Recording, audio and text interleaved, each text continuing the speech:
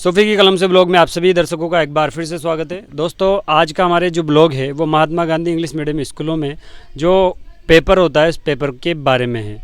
क्योंकि कई लोगों के सवाल है कि महात्मा गांधी स्कूल में जो है वो किस तरह से पदस्थापन करवाया जाए और जो पेपर होना है उस पेपर में क्या क्या आएगा, किस तरह से आएगा, कितने परसेंटेज की ज़रूरत होती है और भी पेपर से जुड़े हुए कई सारी जानकारियाँ हैं जो आज हम इस ब्लॉग में आपको देंगे। तो हमारे साथ जुड़ रहे हैं कोटा ज़िले में फर्स्ट रैंक और फिफ्थ रैंक प्राप्त करने वाले सोनू कुमार जी मीणा और पाँचवीं रैंक प्राप्त करने वाले सुनील कुमार जी नागवाल हमारे साथ जुड़ रहे हैं।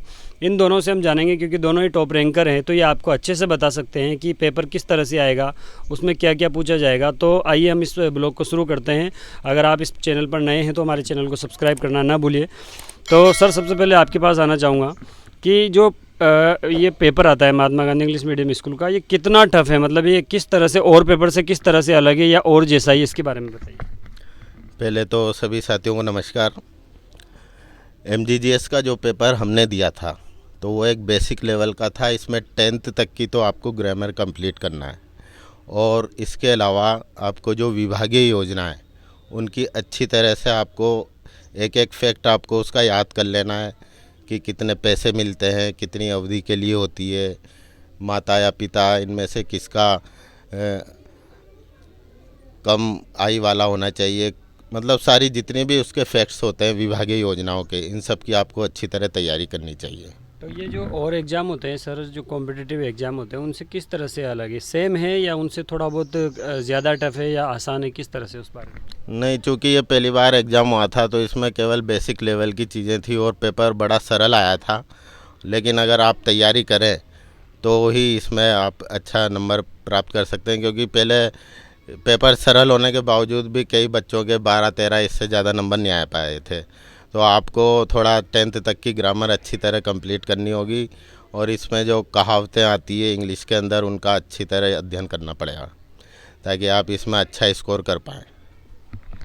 सोनू जी, हम ये जानना चाहेंगे कि इसमें मतलब जैसा कि ये तो स्पष्ट है कि 40% जो है वो इसमें मिनिमम मार्क्स होने चाहिए। तो पेपर का मतलब लेवल आप खुद फाइट करके आए हो, तो मतलब कितने जो मार्क्स है इस नई कंपटीशन के हिसाब से, आपका टाइम तो निकल गया, पिछले साल वाली बात है, तो अब जो है वो काफ़ी लोग इसमें इंटरेस्ट दिखा रहे हैं, तो मतलब कितनी परसेंटेज जो है वो कम से कम होनी चाहिए सिलेक्शन के लिए? सर, क्या पिछली बार तो मतलब 30 नंबर का पेपर था और 60% कुछ आए थे, 60% आए थे।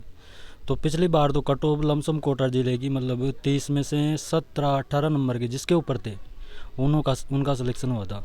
और इस बार तो उन्होंने पैटर्न चेंज कर दिया, तो इस बार तो 100 नंबर का पेपर है और 100 ही क्वेश्चन है और 40 मिनिमम है। पिछली बार मिनिमम 12 मार्क्स थे, जो 12 मार्क्स थे वो क्वालिफाई किए थे, और इस बार तो उन्होंने 40% मिनिमम रख दिए, जिनमें से 100% आएंगे। 100% में से 80 तो ग्रामर के, इंग्लिश के, और 20% जो विभागीय योजना है, जैसे कालीबाई गार्गी, महात्मा गांधी योजना कब शुरू हुई, बहुत सी जैसे योजनाएं, जैसे मेधावी छात्र स्कूटी योजना, जो भी योजनाएं मतलब विभाग की जो ज़्यादा करते, शिक्षा विभाग की जो योजनाएं हैं उनमें से ज़्यादा करते पर्सन आते हैं। और ये आपको क्या लगता है, मतलब कितना हो कट ऑफ जा सकता है 100 के हिसाब से?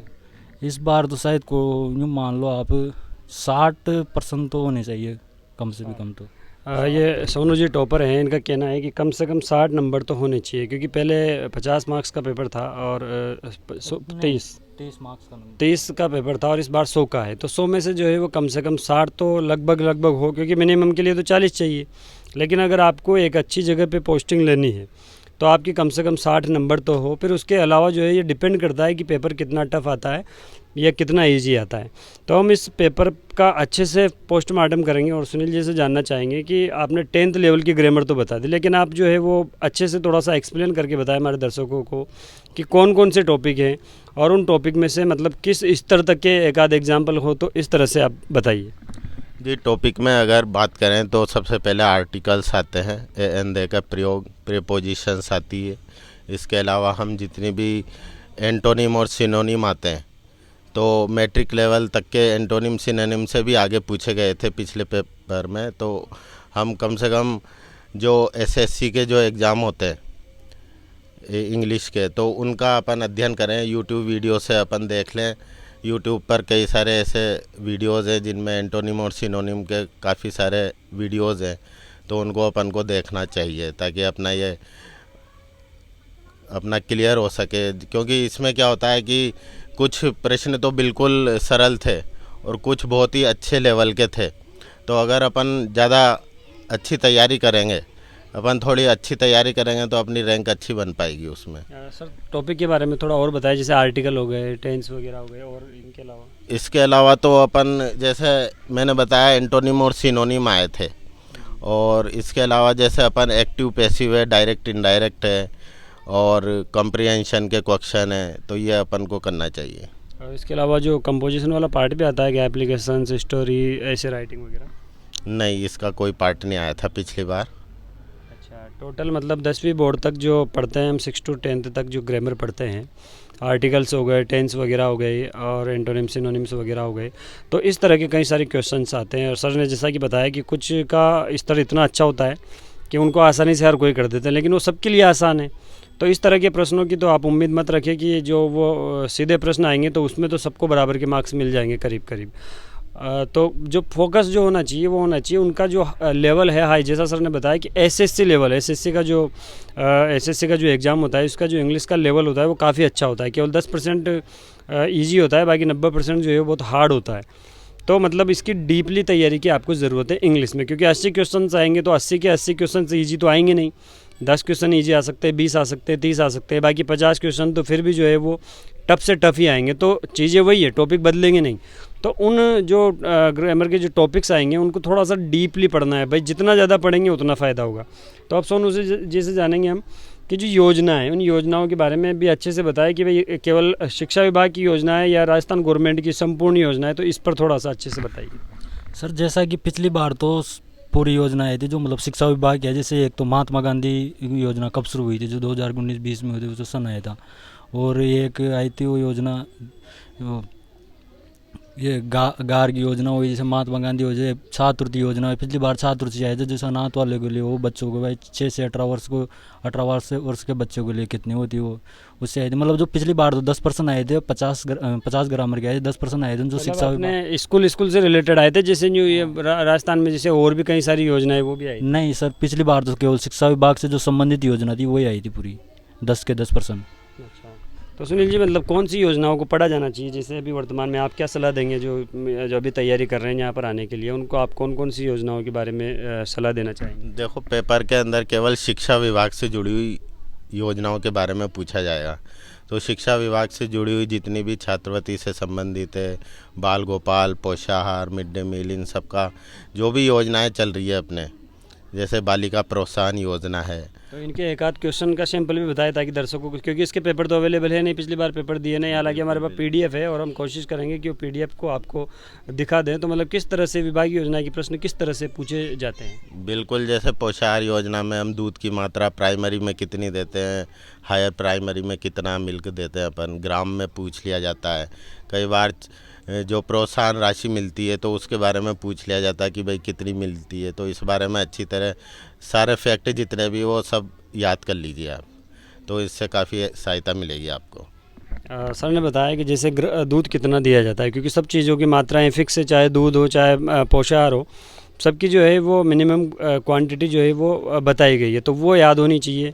कोई नई योजनाएं हों तो वो कब से शुरू हुई, किस किस क्लास तक के बच्चों को ये दी जाती है, दूध किनको दिया जाता है, खाना किसको दिया जाता है। इसके अलावा यूनिफॉर्म वगैरह के भी आते हैं, निःशुल्क ड्रेस वगैरह के। तो इनसे रिलेटेड और भी कई सारी है। महात्मा गांधी स्कूल जो है वो कब से खुले, सबसे पहले कितने थे, वर्तमान में जो Mahatma Gandhi English medium school है उनकी संख्याएं कितनी है। आपको अगर और ज़्यादा तैयारी करनी है तो आप इनमें से इनका स्तर भी देख सकते हैं कि पहले जो थे वो सारे सीनियर सेकेंडरी हुआ करते थे। तो अगर आप चाहें तो थोड़ा डीप रिसर्च करके ये भी मालूम कर ले तो बेहतर होगा कि कौन कौन से कितने महात्मा गांधी स्कूल जो है वो सीनियर सेकेंडरी तक पहुँच चुके हैं और कितने नए हैं। क्योंकि ये तो कॉमन हो गया कि कितने हैं तो लगभग सभी बता देंगे, एकदम जो फिक्स संख्या है वो तो करीब करीब सब बता देंगे। लेकिन अगर हमें थोड़ा डिटेल में जाना है तो आप इस तरह से भी रिसर्च करके इनकी तैयारी कर सकते हैं। सोनू जी, हम जानना चाहेंगे कि आखिर महात्मा गांधी इंग्लिश मीडियम स्कूलों में आना चाहिए या नहीं आना चाहिए टीचर्स को? सर देखो, जो दूर दराज के जो टीचर हैं उनके लिए तो सही है। जैसे कोई टीचर थर्ड ग्रेड का ट्रांसफ़र तो होते नहीं, अभी देख लो 2018 के बाद में हुए नहीं, तो उनके लिए तो बहुत अच्छा चांस है मतलब इसमें आने का। आप गढ़ जिले में पहुंच जाओगे आराम से, आपके आसपास ही मिल जाएगा, हो सकता है आपके गांव में मिल जाए, हो सके आपके 2-5 किलोमीटर 10-20-50 गढ़ जिला तो मिल ही जाएगा मतलब कम से कम। सुनील जी, हम जानना चाहेंगे कि ज़्यादातर लोगों में भ्रांतियाँ हैं कि अरे यार ये जो हिंदी मीडियम है यही ठीक है, इंग्लिश मीडियम में काफ़ी सारा काम है, महात्मा गांधी स्कूल में ये होता है वो होता है, ऐसे परेशान करते हैं। तो आप उन लोगों से क्या कहना चाहिए, मतलब आपको कितना अंतर लगा, क्योंकि आप खुद Mahatma Gandhi English medium school में पोस्टेड है, तो मतलब आपको कितना अंतर लगा दोनों में, और मतलब उनको आना चाहिए या नहीं आना चाहिए, आपका क्या ख्याल? अंतर तो कुछ भी नहीं है सर, और अगर देखा जाए तो दोनों सेम ही स्कूल है, थोड़ा सा मीडियम का अंतर होता है। और चूंकि अपन अगर ये सोच के चलें कि भाई इंग्लिश मीडियम है और सारा काम अपन को इंग्लिश में करना पड़ेगा, इंग्लिश में पढ़ाना पड़ेगा, तो ऐसा कुछ भी नहीं है। क्योंकि बैकग्राउंड सभी राजस्थान के बच्चों का हिंदी है और थोड़ा बहुत इंग्लिश में कन्वर्ट करके उनको पढ़ाना पड़ता है। ज़रूरी नहीं कि अपन इंग्लिश के विशेषज्ञ हों, अपन को थोड़ी बहुत इंग्लिश आनी चाहिए। और ऐसा कुछ भी नहीं है कि यहाँ पर काम का बर्डन ज़्यादा, काम वही होता है जो अपने ऑर्डनरी स्कूलों में होता है। तो इसमें घबराने की बिल्कुल भी आवश्यकता नहीं है कि अब इंग्लिश मीडियम में चल जाएंगे तो काम बढ़ जाएगा या फिर हम पढ़ाएंगे कैसे, ऐसा कुछ भी नहीं है। थोड़ा बहुत अगर अपन इंग्लिश को जानते हो, इस भाषा पे अधिकार हो, तो अपन आराम से अपन इन स्कूलों में सेवाएं दे सकते हैं। जी सर ने बताया कि ऐसी कोई ज़्यादा बर्डन वाली बात नहीं है, नॉर्मल स्कूल की तरह ही होते हैं, और भाषा में दक्षता ज़रूरी है, लेकिन ऐसा भी नहीं है कि आपको बिल्कुल फ्लुएंट थ्रू आउट होना चाहिए, क्योंकि अभी नए नए खुले हैं तो बच्चों का स्तर भी जो है वो थोड़ा काफ़ी ज़्यादा कमज़ोर है। तो उनके साथ ढलने के लिए अभी मेहनत करनी पड़ेगी, तो धीरे धीरे अपडेट होते जाएंगे, तो वैसे वैसे अंग्रेजी का विस्तार बढ़ता जाएगा। सोनू जी, ज़्यादातर लोगों का के कमेंट आते हैं, सवाल आते हैं कि तैयारी कैसे करें, क्योंकि अभी तो नए नए एग्ज़ाम होने लगे हैं, तो इसकी स्पेशल गाइड किताबें तो है नहीं। तो उन लोगों से क्या कहना चाहेंगे जो ये पूछते हैं कि किताबें, कोई ऑथेंटिक बुक है जो आप सजेस्ट करना चाहते हैं, या ऐसे ही अलग अलग 6 to 10th तक जो है वो ग्रामर की चाहे नोट्स हो चाहे किताब हो, क्या कुछ सजेस्ट करना चाहते हो तो बताएं। सर मेरे हिसाब से तो मतलब उन्होंने स्प्रिंग बोर्ड के जो नोट्स आते हैं मतलब इंग्लिश के, वो बुक मिल जाती है, कोई भी 100-150 में मिल जाएगी दुकान पर। उसमें बहुत बेसिक से बड़े बड़े आसानी से मतलब समझा रखा, उसमें बाय आर्टिकल से लगातार टेट तक, ग्रामर तक, मतलब राइटिंग पे से सब समझा रखा उन्होंने पूरी डिटेल से। अच्छा, तो एक गाइड का नाम भी बता रहे हैं सर कि वो चाहे तो आप उसको ले सकते हैं, वो आपको ऑनलाइन मिल जाएगी, या आप बेसिक ग्रामर की जो भी आपको सूटेबल लगे, जिसका टेक्स्ट आपको समझ में आता हो, जिसका राइटर आपको, जिसका प्रकाशन आपको समझ में आता हो, तो आप जो है वो किताब परचेज कर सकते हैं। और अगर नहीं मिले, आपको नहीं करना चाहते हैं, तो नॉर्मली आप जो है वो 6 to 10th तक की जो ग्रामर है, चाहे पास बुक से चाहे जो भी नोट्स से, जिस तरह से भी आप पढ़ना चाहे पढ़ सकते हैं। और Mahatma Gandhi English medium school के लिए आप जो है वो पेपर दे सकते हैं। तो हमने कोशिश की है कि हमने सभी सवाल जो है वो आपके ले लिए हैं। फिर भी अगर आपका कोई प्रश्न रह गया हो तो हम आपसे निवेदन करते हैं कि आपके जो प्रश्न है वो आप कमेंट में ड्रॉप कर सकते हैं। हम आपके सभी प्रश्नों का जवाब देने की पूरी कोशिश करेंगे। इन सर के नंबर हमारे पास है, तो जो भी आपका प्रश्न होगा हम उन प्रश्नों का उत्तर देने की कोशिश करेंगे। तो ये ब्लॉग आपको उम्मीद करते हैं कि अच्छा लगा होगा, और इसी तरह के शिक्षा और साहित्य से जुड़े हुए प्रोग्राम देखने के लिए हमारे चैनल को अगर यूट्यूब पर देख रहे हैं तो सब्सक्राइब करना ना भूलें, और फेसबुक पर देख रहे हैं तो फॉलो ज़रूर करें। अगली वीडियो में जल्द मिलते हैं। जय हिंद, जय भारत।